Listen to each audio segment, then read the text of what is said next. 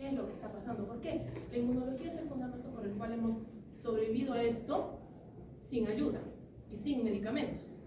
Y es el mecanismo natural.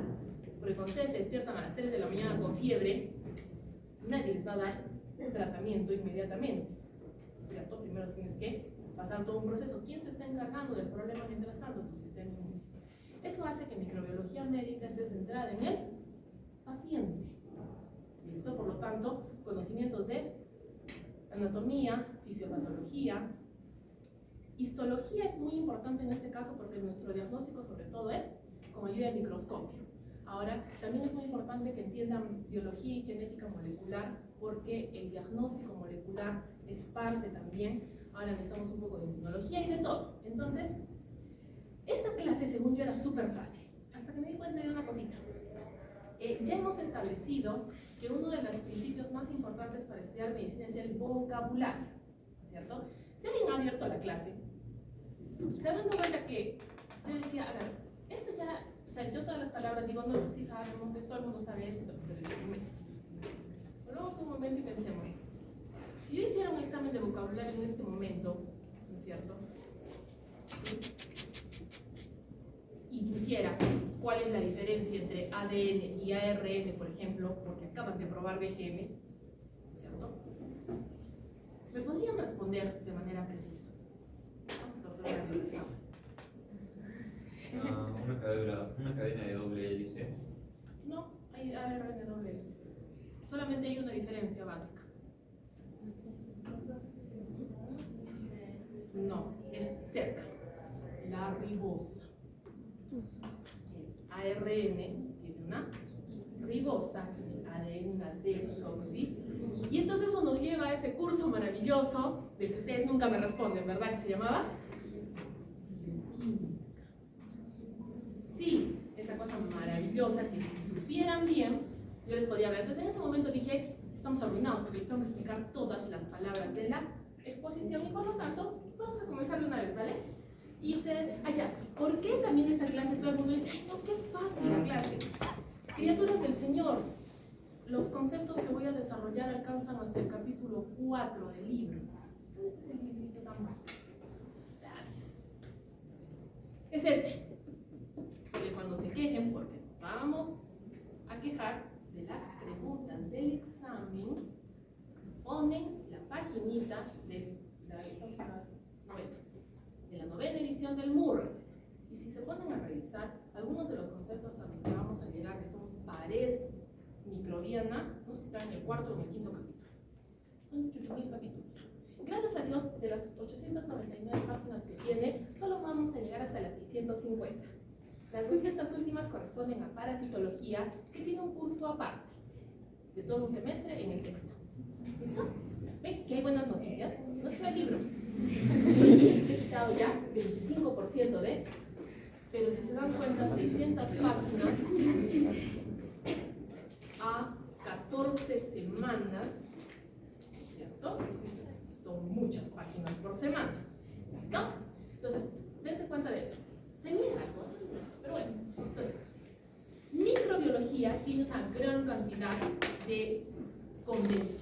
Las más famosas son las bacterias, células procariotas, de lo cual ya he conversado un montón. Me parece que es la primera clase de biología celular. ¿Qué diferencia entre una célula eucariota y una célula procariota? Y también se podría tomar en el examen, ¿no? Ahora, a partir de los hongos ya tenemos que son células eucariotas. Entonces, por lo tanto, son mecanismos complejos y por lo tanto pelear con ellos es difícil. Los parásitos son una combinación. Hay procariotas y también hay unos que son multicelulares, unos que son muy grandes. Dentro de los parásitos, por ejemplo, tenemos a las tenias. Una tenia puede alcanzar 3, 4, 5, hasta 6 metros. Doctora, ¿eso cómo entra en microbiología? Bueno, es que dijimos, la mayor parte de microbios o microorganismos causan enfermedades. Los parásitos causan enfermedades, no los vamos a discriminar, los vamos a meter ahí. Y por eso es que en medicina se estudian separados, porque son mucho más variados. Pero ¿cuál es el concepto? El parásito no puede vivir solo. Las bacterias sí pueden vivir solas y te contagian. Los hongos pueden vivir solos y te contagian, los parásitos ya no. Es más difícil que sobrevivan y por eso es que inevitable que busquen a un ser humano. Y de ahí vienen los virus. Los virus son de esas cosas que les dije que van a debatir en bioética, ¿sí? Esas cosas tan maravillosas que donde hay tiempo de discutir, lo van a escribir. Por el momento para nosotros son un problema, ¿sí? ¿Cuál es el problema bioético? ¿Están vivos o no están vivos? Porque no son una célula, pero se reproducen. Ellos también necesitan pasar de ser vivo a ser vivo, y por lo tanto, en el COVID, ¿se acuerdan? ¿Sí? 1,5 metros. Si no alcanza a saltar de una persona a otra, se muere. Pero en 20 minutos todavía. En 20 minutos sobreviven en las superficies. ¿Listo? Entonces, en estas clases generalmente vuelven a aficionarse a esta cosita maravillosa. Por eso es que usábamos alcohol. Porque en bioquímica les enseñaron que el alcohol deseca proteínas y lípidos. ¿De qué está hecha la membrana celular? Proteínas. Eso es lo que mataba al virus. ¿Listo? Entonces, usted dirá toda la momento, no nos ha dicho que no tiene células. Se roba la membrana celular. Y por eso es que es tan malo. ¿Ustedes creen que una celulita a quien le han robado su membrana celular va a sobrevivir? Por eso los problemas virales son tan serios, por eso se sienten tan mal cuando tienen gripe. Un médico le dice, tienes que esperar 2 a 3 días a que se te pase, y dices, me siento fatal. Pues sí, tus celulitas se están muriendo a cantidades industriales porque los virus son muy malos. Y eso nos va a llevar en algún momento a pensar en las vacunas, pero después hablaremos de eso. Entonces, hay unos virus, yo les he hablado de todos los virus que causan enfermedades, pero estaba hablando de nosotros, no de organismos superiores, pero sucede que hay virus más pequeñitos que pueden atacar a las bacterias. Estos se llaman bacteriófagos. Estos todavía no son un problema para nosotros, pero son una oportunidad. Si pueden atacar a una bacteria, pueden ayudarnos a llevar cosas a la bacteria, y nosotros utilizamos a las bacterias para sintetizar algunas sustancias como por ejemplo algunos tipos de vitamina B12 se sintetizan en bacterias, las obligan a sintetizar y luego recuperan la vitamina B12, ¿no es cierto? Entonces, ¿a qué vamos con la microbiología? La microbiología tiene una gran cantidad de utilidad, ¿listo? No solamente tratamos de eliminarlos, no tratamos de que nos ayuden a lograr cosas que necesitamos. Entonces, por eso es que esto se hace importante, porque esta es parte del lenguaje médico. Estas son las cosas que ahora son parte de su vocabulario y que ya no hay que explicarlas. Lo de los bacteriófagos hacemos hincapié porque la siguiente clase, la siguiente semana, comenzamos con genética bacteriana. Y en una de las partes de genética bacteriana decimos, si los bacteriófagos no hacen no sé qué, no sé qué, no sé qué. Entonces, por eso este es el momento de la vida donde es muy importante que cada palabra que no sepan pregunten. ¿Sí? Porque si van a tratar de memorizar algo que no entienden, ahí sí estamos arruinados. ¿Listo? Entonces, las primeras 50 páginas de este libro más o menos son puro vocabulario. Y por eso es muy importante que lo aprendan. Prión. Los priones los deben haber estudiado en bioquímica. ¿Les suena? Esta sí fue una locura. ¿Por qué? Los priones son partículas proteicas. O sea, ni siquiera es una proteína enorme, así que tú digas una hemoglobina con 4 cadenas, con nada, es un pedazo de proteína que puede infectar a un ser vivo y causarle enfermedad. Entonces, ahora sí, no me van a decir que un prión está vivo. Eso ya se fue de la bioética para más allá. Por eso es que les digo de que la biología, todo lo que termina en biología, tiene su propio sistema. Aquí no es por lógica, aquí no se supone, aquí no parece, aquí es muy importante que sepa. Por lo tanto, definición de prión: infectante. Sí, porque no nos interesaría si no causara problemas, ¿verdad? Entonces, infectante y que cause enfermedad. ¿Listo? ¿Sí? Y ustedes lo conocen. Ha sido muy famosa la enfermedad de las vacas locas, ¿sí? Que se escuchaba y no sé qué. ¿Cuál es el problema? La mayor parte de priones que conocemos ataca al cerebro.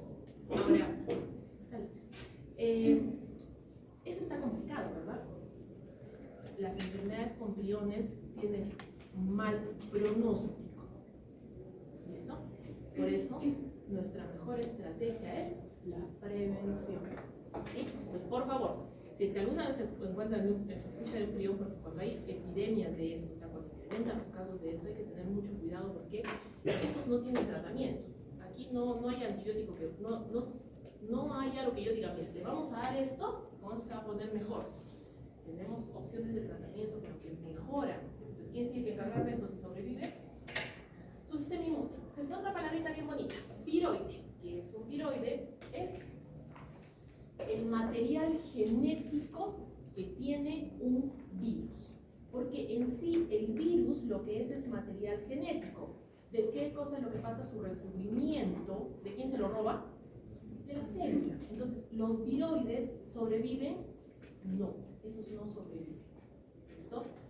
Y por lo tanto, son la partícula básica, pero no son la partícula infectante. ¿Listo? Ya me he aprendido más palabritas. Imagínense, acá me da cuestión, no me puedo hacer como que...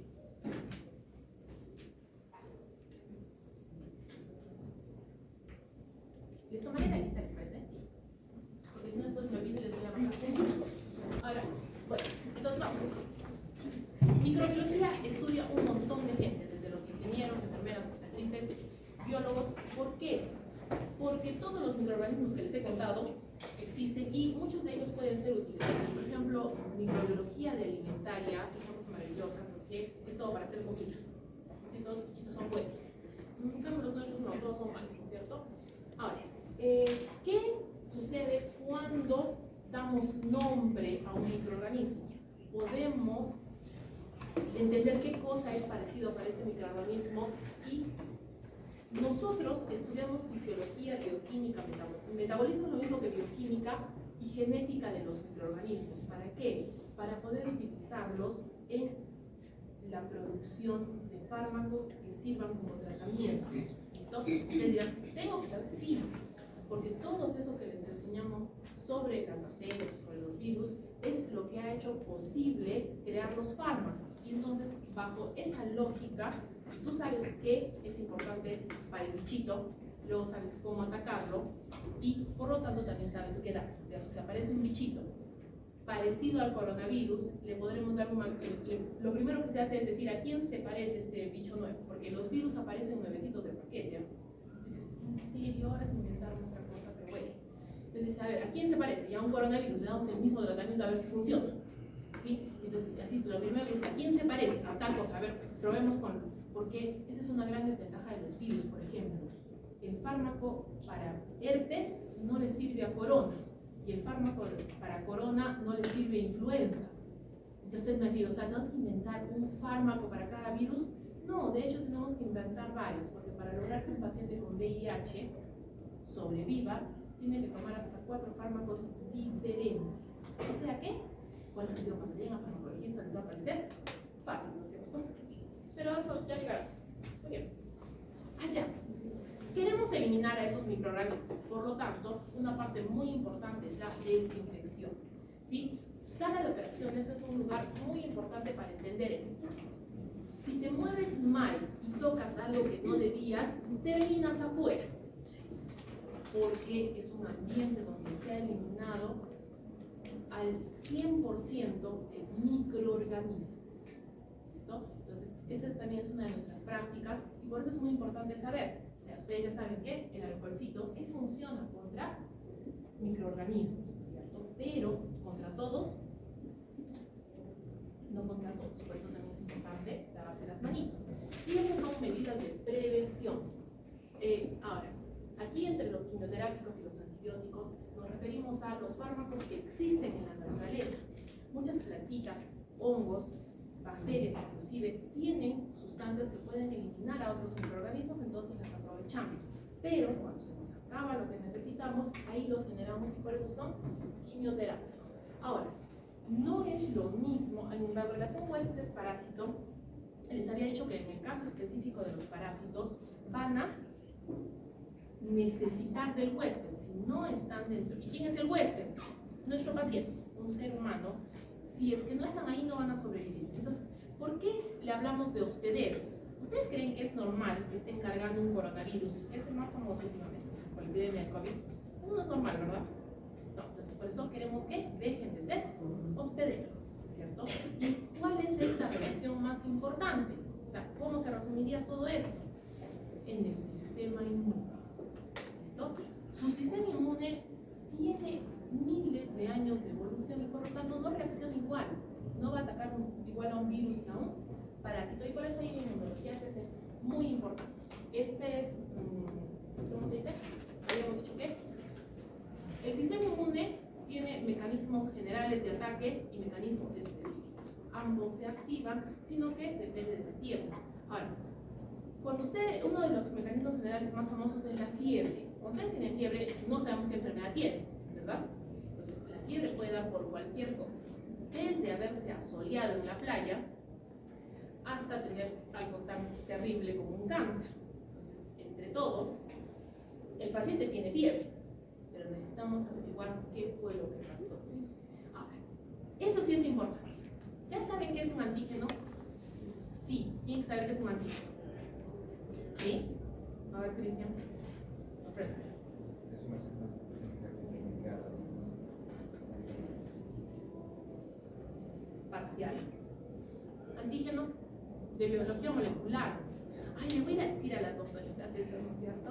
Que han hecho todas esas pruebas de antígenos, anticuerpos, porque hacen pruebas con ellos, ¿no? Sí. Y por lo tanto, ¿qué es un anticuerpo? No, yo les he enseñado que es un anticuerpo. Voy a comenzar. ¿Dónde está? ¿Eres Fabiana? ¿Eres Laura? ¿María? ¿Alessandra? No se escondan, igualitas. Sí, María José. Sería una sustancia que reacciona frente a un antígeno que pertenecería a un agente patógeno. Sí, de la salud. Es considerada una gamma globulina o globulina y es una proteína plasmática de nuestro cuerpo. Es una cantidad de la proteína plasmática de nuestro cuerpo. Los dos ejemplos imperdonables de inmunoglobulinas que les enseñé el semestre pasado. Sí, Gutron.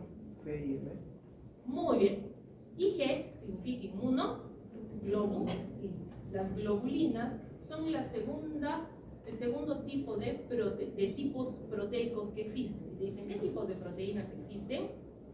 Proteínas globulares y filamentosas. Las globulinas, una de ellas. ¿Inmunoglobulina de qué creen que viene? Del sistema inmune, ¿no? Muy bien. Entonces, las inmunoglobulinas es el sinónimo directo de anticuerpo. Entonces, ¿qué cosa es un antígeno? Es una parte de cualquier sustancia que puede producir anticuerpos. ¿Para quién es alérgico? ¿Tengo alguna criaturita alérgica? ¿Alérgica mal? ¿Alérgica de las que necesitan epinefrina? ¿O han hecho abones? No, esas cuestiones médicas son importantes por si acaso tengo que sacarlos de un palo. ¿No? Pues bueno. Entonces, ¿por qué un duraznito, que es uno de los más famosos agentes alergénicos, no le hace daño a la gente? ¿Qué es lo que sucede? Que cuando una persona tiene sensibilidad va a generar anticuerpos. El sistema inmune se equivocó, nadie le avisó que era una comidita inocente. Entonces esos anticuerpos, una vez que están recorriendo en el paciente, pueden matarlo. Por eso, ser alérgico es una cosa muy seria. ¿Listo? Entonces por eso, antígeno tiene las bacterias, los hongos, los parásitos, la comida. ¿Listo? Inclusive los aretes. Si a quien se le pone rojito después de ponerse un arete, generalmente es alergia al níquel. Y entonces, cualquier cosa puede ser antígeno o no. Y todo se responde con anticuerpos. El nombre científico de un anticuerpo es... Muy bien, cuando yo estoy hablando de una reacción antígeno-anticuerpo, estoy hablando de... En el caso de microbiología, de una enfermedad que ha entrado en contacto con mi patógeno. ¿Por qué? ¿Ustedes van a generar el anticuerpo al níquel? No van a generar el anticuerpo hasta que no se enfrenten al problema. Ese es uno de los grandes fundamentos de la microbiología. Pedimos que se mantenga la vacunación. ¿Por qué? ¿Cómo prefieren aprender sobre un bicho potencialmente mortal? ¿A pedacitos y con 3 días de fiebre? ¿O que se contagien y se enfrenten a la muerte? No sé cuál les gusta más. A la comunidad médica le gusta más la versión de las vacunas, ¿no es cierto? Más cantidad de gente sobrevive. Entonces, por eso, Sobre todo ahora cuando se les pregunte van a tener que tener una opinión y su opinión es muy importante que tenga una base científica, ¿cierto? Si están opuestas a una vacuna, es muy importante que expliquen por qué, porque muchas veces lo que ustedes dicen nos lleva a aprender mejor y a llegar a mejores conclusiones. ¿Listo? Hay circunstancias en las que decimos, efectivamente, esa vacuna está proscrita, la sacamos porque causó esto, más el otro, y sí, nos da mucha penita, nos vemos muy avergonzados, pedimos disculpa al mundo, pero no por una vacuna vamos a eliminarlas a todas, ¿verdad? ¿Me entienden? Entonces, por eso es muy importante esto. ¿Sí? Epidemiología. La epidemiología, por favor, esa es otra palabrita, es la parte de la ciencia médica encargada de prevenir que se esparza una enfermedad.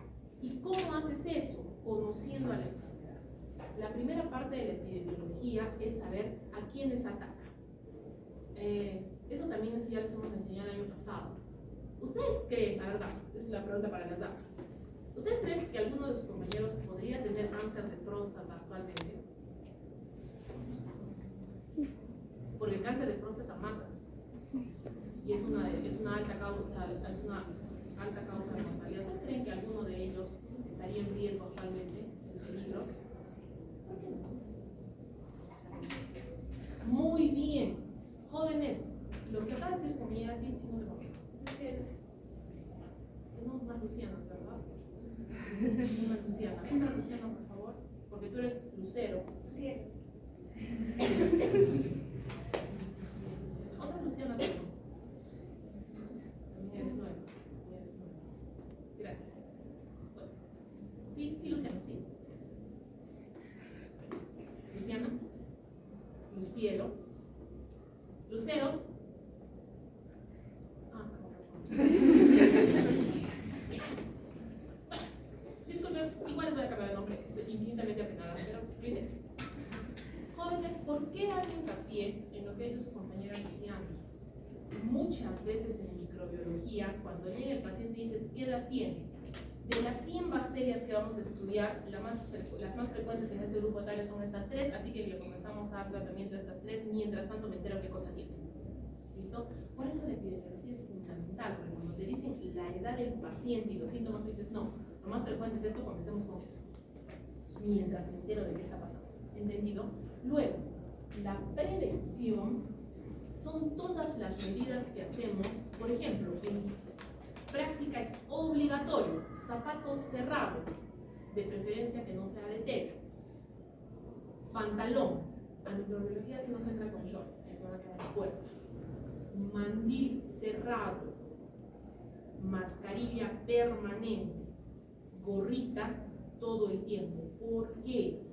Porque se trabaja con microorganismos. Y los microorganismos que están volando en el ambiente no van a decir, ay no, estos chicos son de medicina y como a ellos no les toca hongos como a los de veterinaria, bueno, alguna gente está en otra microbiología, porque hay gente que lleva 2 microbiologías, y las esporas de los hongos vuelan.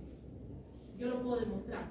Después de que llueve y entran a un cuarto cerrado, ¿se siente el olor a humedad? Son ustedes respirándose las esporas de los hongos. Por lo tanto, el barbijo es permanente. Eso es breve. Profilaxis, no es lo mismo, no. Profilaxis es cuando das algo específico. Por ejemplo, les toca hacer una campaña en Madre de Dios frente a un brote de malaria. No tenemos vacuna para la malaria, por lo tanto se les da quinina. 4 tabletas, son bastante feas, pero tienen que tomar tratamiento y eso las va a salvar de que les dé dengue. ¿Para responder? Muy bien, porque los dos son, porque el dengue es viral, pero bueno. Entonces, ahí está, la profilaxis es precisa, ¿sí? Si estoy tomando pastillas para la malaria, ¿me puede dar cualquier otra cosa o no? Por lo menos ya sabemos que no nos va a dar malaria. Entonces, es diferente. Y ahí las palabritas, ¿listo? Entonces, por eso les decía, todas las palabritas son, ¿me dije? Entonces, la microbiología, allá. Teniendo en cuenta que tenemos otro curso que se llama parasitología, nosotros vamos a considerar a los virus, hongos y bacterias. Muy bien. Entonces, ¿la virología de qué trata? virus, la micología, hongos. Estos dos de aquí, por su frecuencia estadística, ocupan menos tiempo.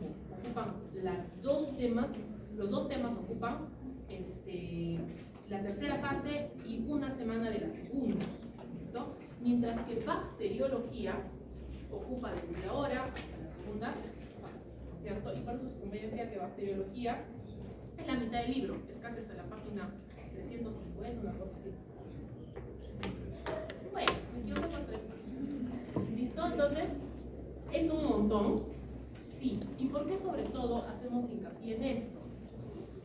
La bacteriología, las bacterias son la primera causa de muerte en las unidades de cuidados intensivos. Entonces, encima que mi paciente está delicado, tiene una alta probabilidad de fallecer. ¿Está? Cuando nosotros hablamos de bacteriología sistemática, estamos hablando de ¿para qué estudiamos las bacterias? Ya les dije que la gente que estudia alimentaria estudia bacterias que son buenas, y por ejemplo hacen yogur. Sí, lamento lastimar sus sensibles oídos. Cuando comen yogur se están comiendo algunas bacterias, de las buenas, de hecho. Pero ustedes creen que nosotros vamos a estudiar esas bacterias. No, no les voy a enseñar a hacer yogur. Entonces, ¿por qué nos interesa la microbiología? Porque alguien estará tratando de matar a mi paciente, ¿sí?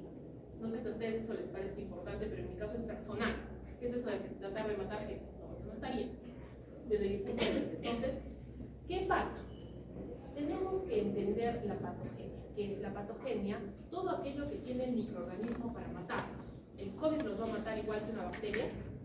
No, por lógica, ¿verdad? Entonces, tengo que saber qué armas tiene para poder defender al paciente. Ahora, ¿qué es el cuadro clínico? El cuadro clínico es la suma de signos y síntomas. ¿Sí? Esto es bien fácil de explicar. ¿Sí?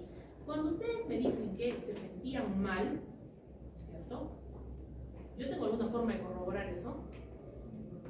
No, o sea, ustedes me dicen, me siento mal, me duele la cabeza, me duele el ojo, me duele la nariz, me duele la uña. Pero bueno. Pero hay cosas que sí puedo corroborar, ¿cierto? Me siento agripada y tengo la nariz completamente roja y desgastada y está ahí toda moqueando. Entonces, síntoma es lo que cuenta el paciente. Signo es lo que yo puedo medir, observar, trazar.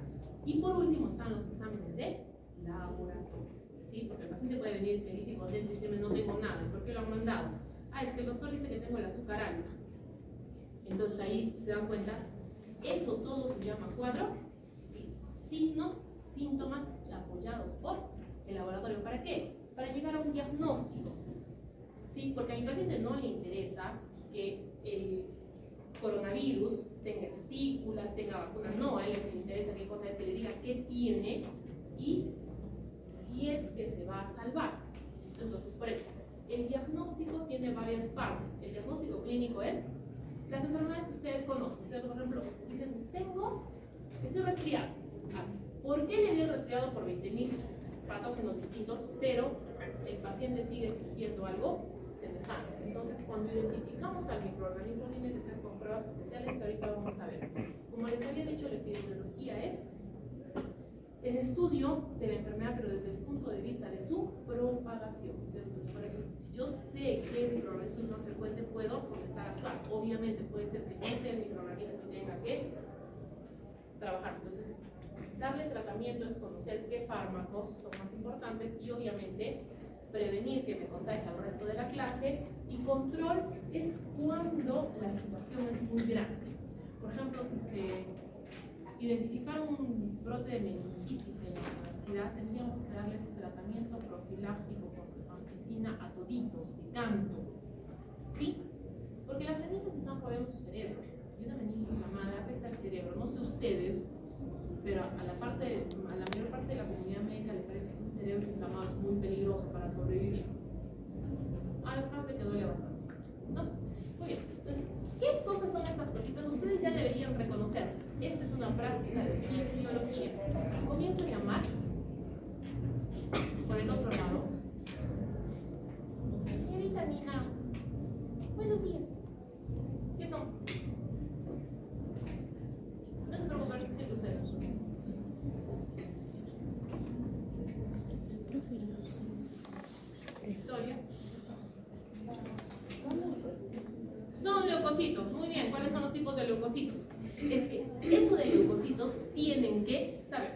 Sí, leucocitos son glóbulos blancos divididos en dos grandes grupos. Polimorfonucleares y mononucleares. Si tienes varios núcleos, tienes la otra opción es. ¿De qué tipo sería? Poli. De hecho, estos son neutrófilos por la forma de los segmentos y por el color. Entonces, mira, disculpe doctora, ¿no se supone que estamos viendo a la Neisseria? La Neisseria gonorrea es esto. La mira. Sí, la mira. Sí. Le preguntamos al fondo al señor Cruz si mira. ¿Sí miras? Chispas. ¿Dónde dice su lugar? Muy bien.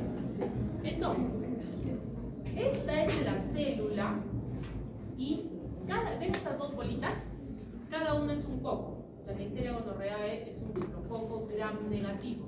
Entonces vamos a aprender esa nueva palabra, gram, con M, por favor, si no gram, gram. Gram es una tinción que nos permite hacer una gran división entre las bacterias, gram positivas y gram negativas. Las positivas son moradas, las negativas son rosado, rojo, magenta o cualquier cosa que estén mirando así, más o menos un color así que no es morado. ¿Listo? Entonces, ahora sí, el esquema de colores en microbiología es positivo y negativo. Punto. ¿Sí? Obviamente no hay más colores. ¿Listo? ¿Por qué hacemos esto? Los leucocitos tienen aproximadamente un tamaño celular de 20 micras, los polimorfonucleares 20-25. Los mononucleares, o sea, los linfocitos, están por 12 a 15 micras. Y como estos viven en la sangre, los glóbulos rojos son de 7 a 8 micras. Entonces comenzamos en orden, ¿cierto? 7.5, 15. Los polimorfonucleares siempre son más grandes. Estos están en 25 más o menos. Miren ustedes en una sola célula cuántas bacterias se metieron. ¿Sí? Por lo tanto, que hemos aprendido el día de hoy, los cocos tienen 1 micrómetro de tamaño. ¿Listo? Obviamente esto se podrá ver a simple vista. No, por eso es que se necesitan pruebas.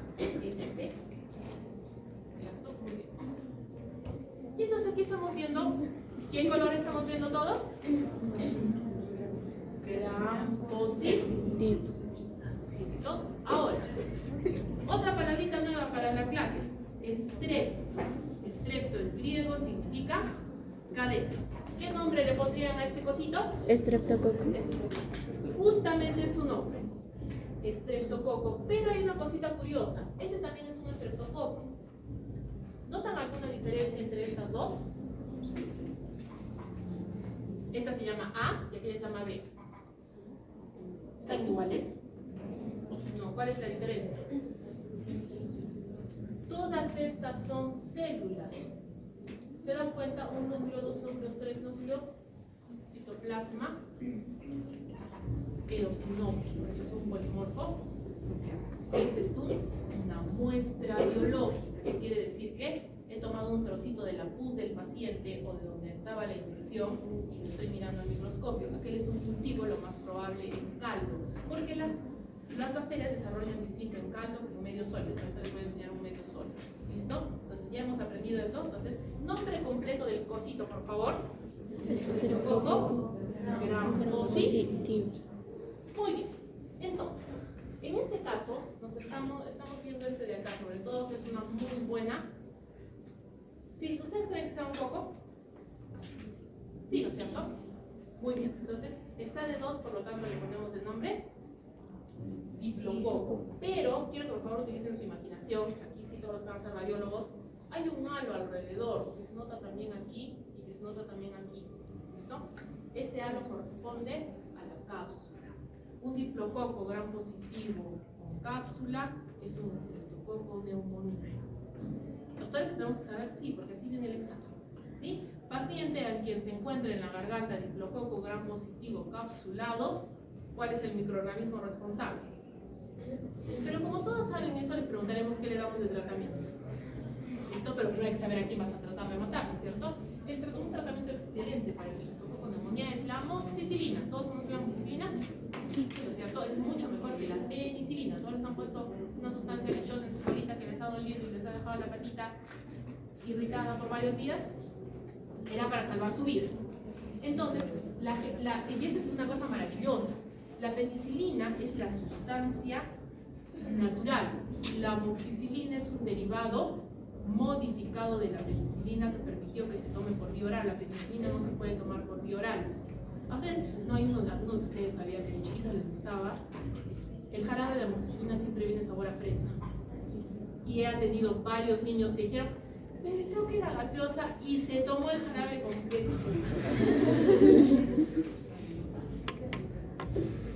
Ya.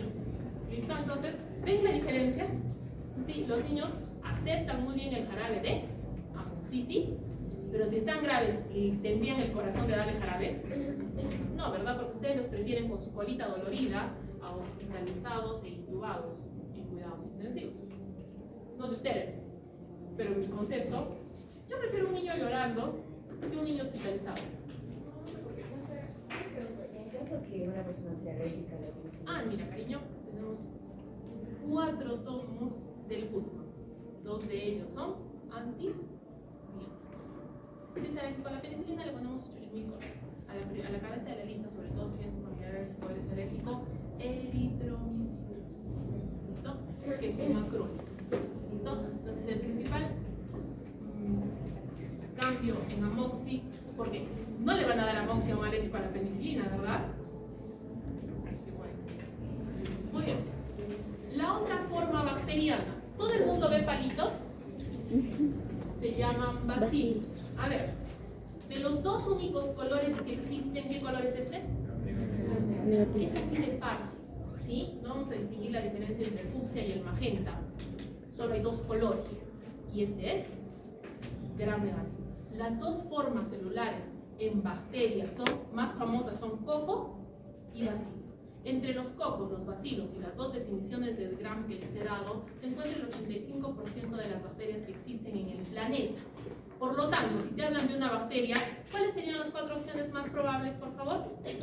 Coco, bacilo, Coco, gram positivo. positivo, gram negativo, Coco, gram negativo, bacilo, bacilo gram positivo. positivo, bacilo. Con eso tienes 85% de probabilidades de éxito. ¿Serían tan amables de aprenderse esas 4 clasificaciones, por favor? ¿Sí? Muy bien. Pobre que en la práctica les pregunten cómo es. Muy bien. Entonces, ¿qué son estos de aquí? Están a mayor tamaño. Bacilos, Bacilo digamos, ¿o sí? positivo. Pero estos todavía, esfuercen el ojito. Está con aumento. ¿Ven este bordecito brillante? ¿Qué les acabo de decir? Entonces, ¿cómo sería este? Bacilo gram positivo encapsulado. Bacilo gram positivo en cápsula. Eso lo hace altamente probable que sea bacilo subclasis. Pero, ¿por qué digo altamente probable? Porque podría ser otra cosa. Sí, y ya les he dicho que el tratamiento se dirige mejor cuando sabes exactamente qué cosa es.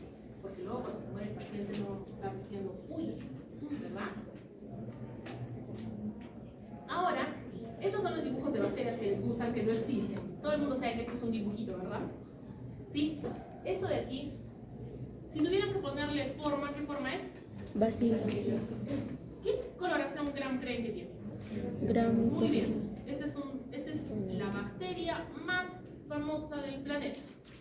Escherichia coli. Bacilo, gram negativo, flagelado. ¿Y ven todos estos pelitos? Esos pelitos se llaman fimbrias. Son indispensables para la adhesión. ¿A ustedes creen que vamos a poder sacar una Escherichia coli donde sea que se haya pegado fácilmente? No. Por eso es que esta es la principal causa de infección urinaria. Por eso la infección urinaria se tiene que tratar entre 7 y 10 días. Doctora, ¿de qué depende? De si mi paciente mejora o si es la primera infección o la 21ª. ¿Listo? Porque cada pelito hace que se pegue a mi paciente. ¿Cómo la voy a despegar? En un tratamiento más largo. ¿Listo? Y por lo tanto, cuando el paciente interrumpe los antibióticos porque ya se sintió bien al 3er día, la bacteria se vuelve resistente. Y a la siguiente vez que vuelva a tomar el antibiótico, ¿qué va a hacer la bacteria? Reírse de ustedes, que están dando el tratamiento sin haber hecho cultivo, reírse de la paciente por no hacer caso y poner en riesgo su vida. ¿Listo? Entonces, ese es es el concepto de la microbiología. Yo sé que es un paradigma bastante básico, porque o nos matan las bacterias o las matamos. ¿Listo? La discusión filosófica sobre el uso racional de antibióticos debe iniciar desde ahora. ¿Listo? No todos los enfermos se van a mejorar con un antibiótico, por lo tanto no son la solución al mundo, pero cuando se usan se deben utilizar bien, eso es indispensable, ¿entendido? Muy bien. ¿Y esto qué cosa es? Hongos. Los hongos son una cosa muy maravillosa porque son organismos eucariotas, pero son indispensables para que la tierra siga existiendo. De hecho, los hongos son uno de los motivos por los cuales la agricultura sigue funcionando. Pero un grupo dijo, ¿por qué tengo que trabajar? ¿Quién ha dicho que tengo que ser agricultor? ¿Dónde? ¿Dónde dice? Dijeron, vamos a convertirnos en parásitos. Entonces volvieron, solamente existe un grupo de hongos que siempre van a causar enfermedades.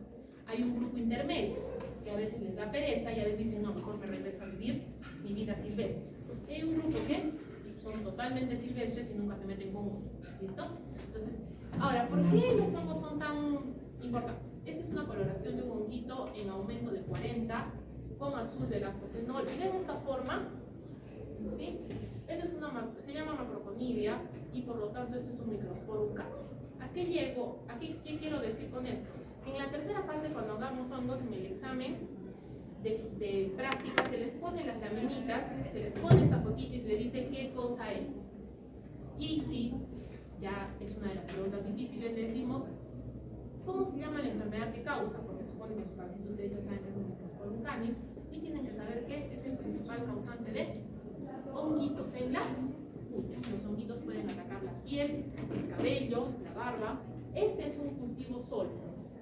¿Listo? Una placa Petri que tiene una gelatina de medio centímetro más o menos donde desarrollan los microorganismos. Y por eso les decía, no es lo mismo encontrar el microorganismo en el paciente que cultivarlo en el laboratorio. Es un cultivo de honguito. ¿Por qué? Porque estos honguitos los he sacado de raspar la uñita, pero cuando yo raspo la uñita no se ven así grandes, porque están tratando de sobrevivir, se ven pequeñitos y no los puedo reconocer. Entonces cuando yo los siembro, se vuelven grandes, muestran esas formas especiales y los puedo identificar. Porque así me va a llegar mi paciente, ¿no es cierto? Su uñita está con honguitos. ¿Cómo se llama eso? Onicomicosis. Y entonces tengo que raspar la uñita y ver al honguito. Entonces, ¿qué voy a ver? Simplemente los palitos. No voy a ver la macroconidia que parece como un honguito así grande. ¿Por qué? Porque como estamos luchando por sobrevivir, ¿el sistema inmune querrá eliminarlos o no? Sí, pero ¿qué sucede? Generalmente esto es cuando el paciente tiene algún problema que no le permite a su sistema inmune enfrentarse. Es muy frecuente en los abuelitos, el sistema inmune ya es muy débil, entonces cuando tú ves la uña de un abuelito, alguna de sus uñitas está bien gruesa, amarilla, y a veces parece que si la polilla le hubiera atacado así como si tuviera una caspa blanca, es porque su sistema inmune ya no da. Entonces, va a quedarse. ¿Listo? El problema de las infecciones con hongos es que si no las tratas entre 6 meses a 1 año, el hongo se va a reír en tu cara. ¿Listo? Muy bien. El ejemplo de los virus, habíamos dicho cuál es el fundamento de los virus que tienen un genoma, un trozo de ADN o ARN que está recubierto por proteínas. En este caso, esta membrana, esta bicapa lipídica, ¿de quién se la ha robado? De la célula. ¿La célula sobrevivió? No, ¿no es cierto? Muy bien. Y estas de aquí, las proteínas que se encuentran externamente, reconocen células específicas. ¿Listo? Entonces, solamente los virus generalmente actúan sobre un tipo de células. ¿Por qué creen que se llama virus de la hepatitis? Ataca el hígado, ¿verdad? Sí, si yo les digo que el virus de la hepatitis da gripe, no, ¿verdad? Sí, porque no da. ¿Listo? Entonces, ahí está el detalle. Tenemos que aprender las proteínas de superficie que se reconocen a las células y que van a causar, por lo tanto, una enfermedad delimitada. Eso mismo pasa con el coronavirus. El coronavirus tiene una proteína S o spike que está aquí afuera y reconoce el receptor EK2 que se encuentra en muchas células. Por eso es que el COVID dolía del pelo a la punta del piecito, porque tiene receptores en vía digestiva, en urinaria, en el pulmón. Entonces es una cosa que por eso fue que nos dio tanto problema. ¿Listo? Y los virus ¿responderán a los antibióticos? No, se van a reír en su cara. Porque las bacterias son células y los virus son acelulares. No vamos a pelear si están vivos o no, da igual. Son acelulares. Entonces, si tú le das un antibiótico a una persona con gripe, ¿sí? Va a ser el chiste de los virus de turno, ¿verdad? Aparte que el paciente no va a mejorar. Entonces, por eso es muy importante. Entonces, me han dicho que los parásitos vienen a ser toda una nueva clase en el sexto semestre. Y, por ejemplo, ven cómo están dando ahí. Los oxiuros son muy frecuentes, se contagian muy fácil y son gusanitos, de verdad. Tienen como los más grandes tienen 1 centímetro. Y aquí es donde esta cuestión, sobre todo, es para que tomen conciencia de algo. Los parásitos pueden venir de muchas fuentes. Por ejemplo, el perrito, ¿sí? Lo han visto cuando los perritos y los gatitos se lamen por todo lado, ¿verdad? Entonces, están con parásitos, los huevos se quedan pegados en la zona de la colitis y cuando él se lame, el huevo se queda pegado en la lengua. Y cuando va a lamerlos a ustedes, se ganaron un parásito. ¿Listo? Entonces, por eso también es muy importante, porque ¿cómo se contagia el perrito? Cuando come comida contaminada. Cuando les dan las vísceras crudas de algún animalito, es porque la víscera no estaba bien. Entonces, a veces tiene parásitos, entonces el perrito se contagia. Lo mismo pasa con los gatitos. Entonces, por eso, todos los animalitos que salen a la calle se pueden contagiar de cualquier parásito. ¿Listo? Entonces, por eso es muy importante también cuidar a los animalitos y mantenerlos con sus visitas al veterinario para que no se enfermen el resto de gente. ¿Listo? Muy bien. Entonces, en la microbiología médica hemos dicho que lo más importante son aquellos que causan enfermedades infecciosas. Nosotros, para que ustedes vean que no es la versión difícil, nosotros estamos ahorita concentrados en el microorganismo, ¿no es cierto? Por eso se llama microbiología médica. Pero a quien va a atacar es a mi paciente. Entonces, por eso es que hablamos de la clínica, de los casos clínicos y todo eso. Pero la versión avanzada de esto se llama infectología, ¿sí? Y eso ya viene después de que hagan muchos más cursitos. Entonces, como les dije, la microbiología ha pasado por muchas cosas. En el 1600 recién fue cuando se trató de ver a los microorganismos. Mucho antes se decía, ¿y de qué se enferma la gente? Nadie tenía la más peregrina idea. ¿Por qué? ¿Alguna vez han visto una regla con sus rayitas? ¿Sí? ¿Cuánto tiene cada rayita? 1 milímetro. ¿Y pueden ver bien entre rayita y rayita? Sí. Y si yo les digo que tracen 10 rayitas dentro de esos 2 espacios, ¿podrán? No pueden. Porque la resolución de nuestro ojo es 0.5 milímetros. ¿Listo? Obviamente a 30 centímetros de papel, si tienen el papel acá y eso no vale. Entonces, aquí fue cuando comenzaron a utilizar lupas para ver algunos microorganismos, sobre todo los parásitos. Si les he dicho que el oxígeno tiene medio centímetro, entonces lo pusieron más grande y dijeron, es un gusano. Y cosas así fueron avanzando y avanzando, porque antes no se sabía qué pasaba realmente. Entonces, esto de aquí, cuando Helen en 1840 propone que existen los gérmenes, propuso que existía un mundo microscópico que era responsable de que nos enfermemos. Obviamente eso tuvo un rechazo total. Si ahorita yo les digo que alguien ha venido a decir que los virus no existen, ¿ustedes apoyarían esa teoría? Un poco difícil, ¿no? En esta época nadie le creía. Luego, Pasteur es muy importante para nosotros porque él intentó comenzar a eliminar los microorganismos, ¿listo? Pero sobre todo, ¿qué cosa? La gente, o sea, yo sé que les ha pasado que dejan la leche, ¿no es cierto?, fuera del refrigerador, ¿no es cierto? Su mamá le dice, te he dejado leche, no quiero, mamá, entonces guárdala en el refrigerador y a la mañana siguiente se despierta bien tempranito, ¿no es cierto? Van, ¿y cómo está la leche? Cortada, ¿no es cierto? Y los capturaron ahí, que no tomaron la leche, ¿no? La guardaron en el refrigerador. Entonces, eso es lo que pasaba, decían, no, las cosas se malogran por el Espíritu Santo, pobrecito. Pero no, entonces Pasteur refutó mucho de esto y entonces cuando comenzó a eliminar los microorganismos se dieron cuenta de que la leche aguantaba. Por eso la leche pasteurizada se puede consumir varios días después. Luego, por ejemplo, Koch y Pasteur andaban peleando porque Pasteur decía de que siempre que te comías un microorganismo te enfermabas. Yo he refutado eso hace un momento. ¿Cuántos microorganismos se han comido esta semana? Nadie comió yogur. Sí, yo les voy a creer, ¿cierto? ¿Okay? Entonces, eso es lo que decía. Koch decía que si te comías cualquier microorganismo te ibas a morir. Y Pasteur dijo, no. un caldo con microorganismos y obviamente no se murió. Pero esto es parte de la investigación científica, sino que ahora no hacemos eso con las personas, ¿verdad? Utilizamos placas Petri. Pero bueno, así estaba la gente para que les hicieran caso, ¿no es cierto? Luego, este de Ehrlich también es bastante importante porque dijo, la toxicidad selectiva, ¿qué es? Si a ti te ataca un estreptococo, no es lo mismo que te ataque un estreptococo. Y no es lo mismo que te ataque el tétanos. Cada uno produce sustancias propias. Entonces ahí fue cuando dijeron, allá, no es una sola bacteria, no es un solo microorganismo, entonces comenzar a clasificarlos para poder enfocarnos mejor en el tratamiento. Y estos tres de aquí son muy importantes. 1929 fue un hallazgo fortuito.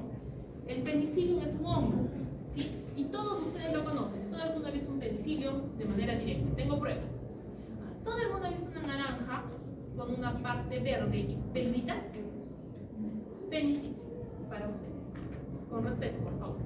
El penicillium produce la penicilina naturalmente. ¿Y qué pasó? Contaminó una de las placas Petri donde estaba cultivando Fleming, estreptococos. Entonces, toda esa placa no creció. ¿Por qué? Por difusión. ¿Sí se acuerdan cuando han visto que difunden las cosas en el agar en biología y genética?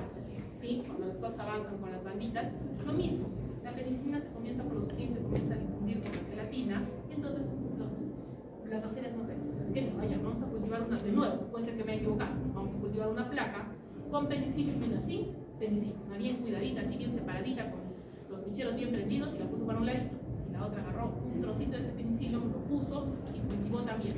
Y obviamente demostró eso y se pudo aislar la penicilina, porque la penicilina no se la inventó nadie, existía y simplemente se descubrió. Lo mismo con eso. Pero miren ustedes, los antibióticos no tienen 100 años. ¿Y cuánto tiempo tiene su sistema inmune? Los miles de años que tiene la humanidad.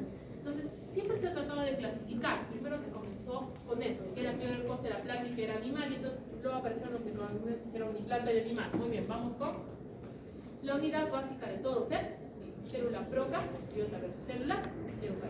Muy bien, y entonces ahí fue que llegamos a los reinos, pero luego los reinos ya no eran tan útiles, así es que nos terminamos en arqueobacterias, eubacterias y los eucariotas en general, porque las arqueobacterias, ustedes ya las han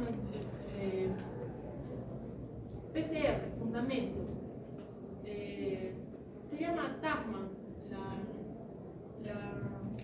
la marca que se hizo registrada, y es por Thermophilus aquaticus, una bacteria maravillosa que vive entre 80 y 95 grados centígrados. Por eso es que en el PCR se eleva la temperatura a 90 y tantos grados para que la TAC polimerasa funcione. Es una polimerasa que le pertenece al Thermophilus aquaticus. Como siempre, perezosos, TAC polimerasa. ¿Listo? Entonces, ¿sería mucho cerebro o no? ¿Sí? Entonces, tú no vas a poner una bacteria que vive a 90 grados junto a una bacteria que vive a 25, ¿verdad? No tenga. Entonces, por eso es que la separaron. Y como les he dicho, otra de las motivos por los cuales estudiamos los microorganismos es porque podemos aprovechar todo lo que ellos tienen. ¿Sí? Si tiene algo bueno, se aprovecha. Siempre hay algo que se puede aprovechar. Porque ya les he dicho, en mi paradigma, y me gustaría que eso lo aprendan, porque estamos en una cuestión de ciencias básicas, ¿no? O los microorganismos matan al paciente, o ustedes matan al microorganismo, ¿sí? Así que suena un poco fuerte, pero sí van a encauzar su instinto agresivo contra ellos. Sí, a ellos sí, ellos no los apoyan, no hay ningún problema. ¿Listo? Pero es que ese es un concepto con el que podemos trabajar. ¿Por qué? Porque cuando les preguntamos por el paciente es porque estamos preocupados de que se mueran. ¿A ustedes no les preocupa que se mueran? Sobre todo porque cada semana van a tener casos clínicos y van a tener 3 pacientes posiblemente muriéndose. ¿Listo? Entonces, eso nos causa preocupación a nosotros. Entonces, vamos. La célula procariota es, como ejemplo, una bacteria, una normalita, no esas bacterias especiales. Y la célula eucariota, de ejemplo, ¿cuál es? Nuestra célula, ¿cierto? Nuestra célula. Entonces, ¿qué decimos? Las células eucariotas no van a tener un núcleo, simplemente van a tener un nucleoide, que es donde se encuentra el ADN puestito de un rayito. Luego, ¿alguien ve mitocondrias? ¿No? Y retículo. Entonces, pero hay ribosomas. ¿Qué son los ribosomas? Organelas no membranosas. Entonces, ¿qué decimos? Las bacterias, la célula procariota no tiene organelas membranosas. ¿Cuáles son las membranelas membranosas? Golgi, los dos retículos y los lisosomas. ¿Listo? Muy bien. ¿Qué más decimos? Las dos tienen membrana celular, la capa lipídica. Pero aquí tenemos pared. ¿Ven esto? Eso grueso ahí, porque la raíz es la membrana. Esto de aquí es la pared. La pared es propia de la célula procariota y es lo que le permite sobrevivir, porque ellas viven solas. Ahí hay células, hay bacterias que logran sobrevivir en los medicamentos que utilizamos para tratar al paciente. Se han encontrado pseudomonas nadando en el agua oxigenada, hélices contentas. Y luego le echas agua oxigenada al paciente y se infecta peor. ¿Listo? Por eso es muy importante manejarse con cuidado. Y no importa cuántas veces nos lavemos las manos, se las pueden lavar una vez más. ¿Entendido? Entonces yo digo que un leucocito tiene pared. ¿Me estoy insultando? ¿Sí? Si ustedes dicen que una célula eucariota tiene pared, ¿qué le están diciendo? Bacteria, ¿verdad? La han cambiado de categoría. ¿Qué más? Tenemos los flagelos, ¿cierto? ¿Y qué eran en todos estos? Las células tienen un nombre más básico que de hecho es latín. Pili. ¿Sí? ¿Es un pelito o no? Pili. Pero es lo mismo que decir fibra, sino que se puede... Pero este sí es nuevo. El mesosoma es indispensable para la reproducción de la bacteria. Si yo les digo que un linfocito tiene mesosoma, es mentira, ¿verdad? Y así viene la pregunta, ¿cierto? Marque A si es que 1, 2 y 3 es verdadero, marque B si 1 y 3 es verdadero, y entonces ahí comienzo, ¿cierto? Los mesosomas es indispensable para el funcionamiento de la célula eucariota. Eso es falso, de toda falsedad. Muy bien, entonces así es como de aquí salen 20.000 preguntas y sufren mucho. Así que por favor, apréndanse todas las palabras. En cambio, la célula eucariota tiene un núcleo definido con membrana nuclear, donde voy a encontrar tanto ADN como ARN. Esa es una diferencia importante. ¿Qué más tengo? Chuchumil, organelas o no. Sí. ¿Qué más? La membrana celular es suavecita, no tiene paredes, muy delgada. ¿Las células eucariotas pueden tener flagelo? Sí. ¿Pueden tener pili? No, ¿no es cierto? ¿Quién tiene pili? Las bacterias. ¿Listo? Entonces, todas esas diferencias se las tienen que aprender para poder preguntarles. ¿Cuáles son las formas más famosas de bacterias que aprendimos? Cocos y bacilos. Entonces, los cocos no les gusta vivir solitos. Por eso se agrupan. El diplo, estrepto, ¿qué era? Cadena. Tetrada, ¿cuánto creen que tiene? 4. Las sarcinas tienen 8, eso sí tienen que aprenderse. Estafilo también es griego, racimo de uvas. ¿Listo? Ahora, los estafilococos y los estreptococos son gram positivos.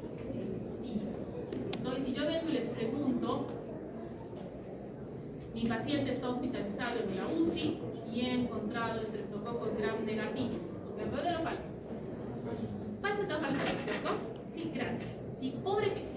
¿Por qué les digo esto? Porque cuando en el examen ustedes hacen la correlación de gram, que ahorita les voy a enseñar, y me encuentran estafilococos gram negativos, ¿qué significa eso?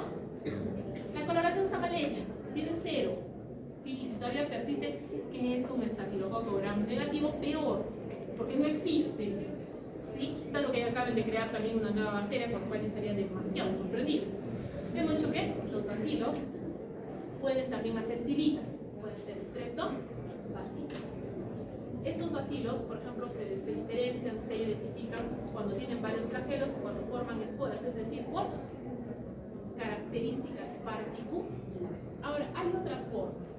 ¿Cuáles son estas? Por ejemplo, un vibrio es un bacilo curvo, un espirilo es una bacteria que tiene una sola curvatura, un espiroquete es una bacteria que tiene varias curvaturas. ¿Quién será más grande, un espirilo o un espiroquete? Los espirilos tienen 1 milímetro, igual que todos los bacilos. Los bacilos tienen entre 1 y 2 milímetros. ¿Cuánto medía el coco? 1 micrómetro, gracias. Muy bien, entonces, los cocos 1 micrómetro, los bacilos 2 micrómetros, los espirilos 3 y las espiroquetas por encima de 5. ¿Listo? Entonces, ¿qué pasa? Son un poquito más grandes. La espiroqueta más famosa, y esa sí es imperdonable, es el treponema pálido. ¿Y por qué hacemos hincapié en ella? no se puede cultivar. Por Dios santo, si alguno de ustedes me va a decir que ha cultivado un mercodema pallidum, no está mal, está fatal. Sí, intentamos cultivarlo desde hace más de 100 años y no se ha podido. Si ustedes encuentran un medio para cultivar mercodema pallidum, espero que lo patenten, porque el mundo lo está esperando. O mejor me respondan que no se puede cultivar. ¿Eso está mejor o no? Muy bien, entonces hemos dicho lo que les había contado de los cocos. Los bacilos, los pequeños son espirilos. La espiroqueta más famosa es el treponema pálido. ¿Y qué cosa es un vibrio? Un bacilo curvo. Muy bien. Entonces, como comprenderán, todo esto tiene que verse microscópicamente. Jóvenes, el microscopio óptico es el que ustedes conocen y es el que vamos a utilizar para la coloración de gramos, es el más famoso, pero no es el único. Como son muchas bacterias y muchas de estas son peligrosas, se puede utilizar el microscopio de fluorescencia, pero necesitas una sustancia fluorescente que es un poco cara. Este de campo oscuro es muy valioso porque el treponema pálido se puede cultivar, entonces lo tienes que mirar. Y para mirarlo es bien difícil, por lo tanto este de campo oscuro es casi exclusivo para eso, pero el problema es que es muy caro, por eso no se tiene en los laboratorios. El de contraste de fase es todavía más caro y es para cortes histológicos especiales de infecciones raras y difíciles. Y por último, el microscopio electrónico es para ver virus. Los virus están en el rango de los nanómetros. ¿Podrán ver un virus con un microscopio óptico? No se puede, porque la resolución del microscopio óptico es un micrómetro. ¿Listo? Y por lo tanto, quien me mire virus con el microscopio óptico, ¿tiene problemas o no? Entonces, ¿qué es lo que vamos a hacer? Esta semana vamos a comenzar nuestra práctica con muestra de orina, y la muestra de orina se mira al fresco de forma directa, es decir, se toma una gotita de la muestra y se pone en el microscopio. ¿Listo? Entonces, eso es lo que vamos a hacer en la práctica. Se centrifuga la orina, solamente lo que quede en el fondo, y se pone en la gotita, y se tiene que poner un cubreobjetos, uno de estos, para que podamos observar la muestra. La muestra se observa en 40 aumentos. ¿Sí? Si se recuerdan, el objetivo de 40 siempre toca la lámina. Por lo tanto, si no le pones el cubre, todo se va a mojar, ¿no? Una desgracia. Y le podrás poner inmersión, no, porque se va a reventar. Por favor, no revienten láminas. ¿Listo? Y si revientan, avisen para limpiar. ¿Listo? Cuando queremos usar inmersión, porque el microscopio de inmersión nos permite diferenciar un micrómetro, primero tenemos que extender la muestra. ¿Qué muestra? Todas las que quieran. Se puede poner orina, se puede poner de la garganta, del pulmón, de todo lado. Pero lo primero que se hace es extenderlo. ¿Por qué? Porque si está todo pegoteado, no vas a mirar nada. Porque no lo vas a ver a simple vista. ¿Cómo lo vas a ver? En el microscopio. Entonces tiene que estar bien estiradito. Una vez que está bien estiradito, la lámina tiene que secar y acto seguido tiene que fijarse. Ustedes han realizado fijación por calor ya muchas veces. ¿Cuántas veces han quemado la plancha, el arroz, un huevo, el fondo de la olla? ¿Sí? ¿Se queda bien pegado o no? ¿Sí? Entonces, sobre todo cuando su mamá las pone a raspar, el quemado sale. No, eso es fijación por calor. Estaban practicando para microbiología, por favor, aquí no. Si se pone negro está mal. ¿Listo? Si se pone negro está mal, se pasa varias veces y el calor hace que las proteínas se peguen porque hay que lavarlo. Si es que no lo haces bien, todo se va nada. ¿Listo? Entonces luego se pone colorado, ¿cierto? Porque ¿qué colores quiero? Gran positivo, gran negativo. Muy bien. Y luego de que lo he lavado, le he hecho varios pasos, todo bien bonito, lo seco, bien seco, sin cubre. Eso se pone sin cubre. ¿Y por qué voy a usar inmersión? Y después tengo que limpiar todo el desastre que va a quedar en el microscopio, ¿verdad? Entonces, ¿cuál es el paso 1 de la tinción? O sea, ya hemos hecho nuestra laminita, la hemos fijado con calor. Paso 1, ponerle cristal violeta. El cristal violeta lo usan en la casa. ¿Sí? ¿Han visto cuando se ponen en el labio para una heridita y no sale con nada? Por eso tienen que estar con el mandil cerrado, porque si su mandil está pecoso es normal porque es de microbiología. Si su ropa está pecosa es su culpa. ¿Entendido? El mandil en microbiología cerrado, porque si llegan a su casa pecosos, yo no sé. Ah, de la piel sale en una semana más o menos. Así es que, guantes, ¿verdad? ¿Sí? Muy bien, entonces el cristal violeta tiene que fijar 1 minuto, ¿sí? Pero el cristal violeta se va a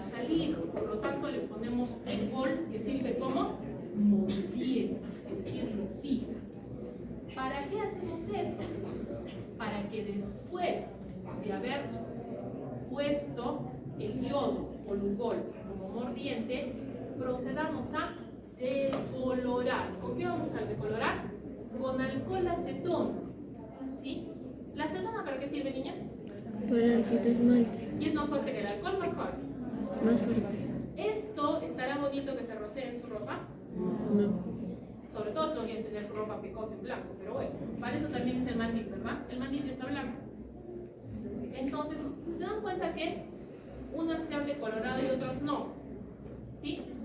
Entonces, las gram positivas no pierden el color, aunque les eches acetona.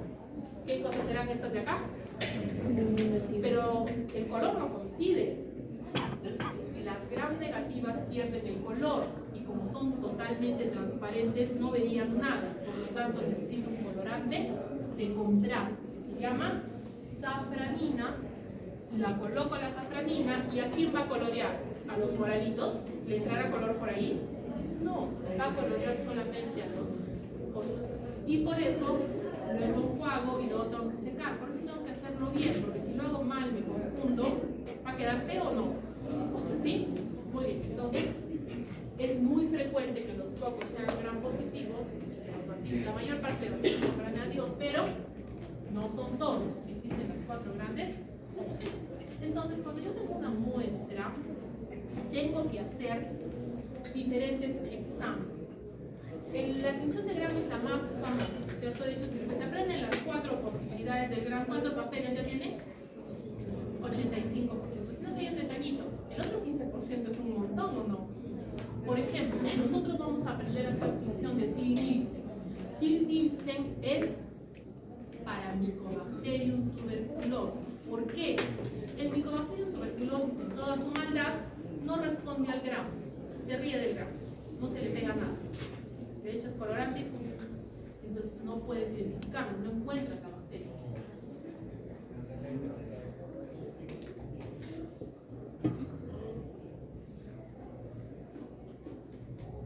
Es indispensable que sepan eso, porque viene al examen. Ahora, como hay características especiales de las bacterias, también tenemos que trabajar con otras. Por ejemplo, Willis Conflict trabaja también con 2 colorantes, pero uno de ellos es para identificar esporas. ¿Listo? La tinción de Gis es para visualizar la cápsula. ¿Se acuerdan de alguna de las 2 bacterias que les he mencionado que tienen cápsula? El Streptococcus pneumoniae. Por eso es que esta clase es difícil, porque se supone que todo eso ya se lo tienen que aprender. Azul de metileno es una de las coloraciones más simples. Todo se colorea con azul de metileno y yo tengo pruebas de que ustedes están expuestos al azul de metileno. ¿Alguna vez les han hecho la prueba que les hacen masticar una tableta, sobre todo cuando tienen brackets, y de pronto aparecen un montón de manchas que se no te has cepillado bien los dientes? O si no, para los niños les dan un enjuague y todo termina azul, ¿no es cierto? El azul de metileno tiene la facilidad de pegarse a las bacterias. Entonces, cuando se cepilla, estás eliminando bacterias. Muy bien. Liepson es para ver flagelos, eso sí no vamos a hacer. Fontana es una coloración en plata. ¿Se acuerdan que les dije que Treponema pallidum solamente se ve con microscopio de campo oscuro? Pero como eso cuesta muy caro, no podemos tenerlo. Entonces, ¿qué es lo que se hace? Se utiliza trocitos de plata para hacer más gorda la espiroqueta y sea visible en un microscopio óptico normal. ¿Listo? Entonces, la coloración de Fontana es una coloración argéntica, es decir, que tiene plata para, sobre todo, espiroquetas. Con eso hemos terminado la primera clase. La otra clase la vamos a hacer el día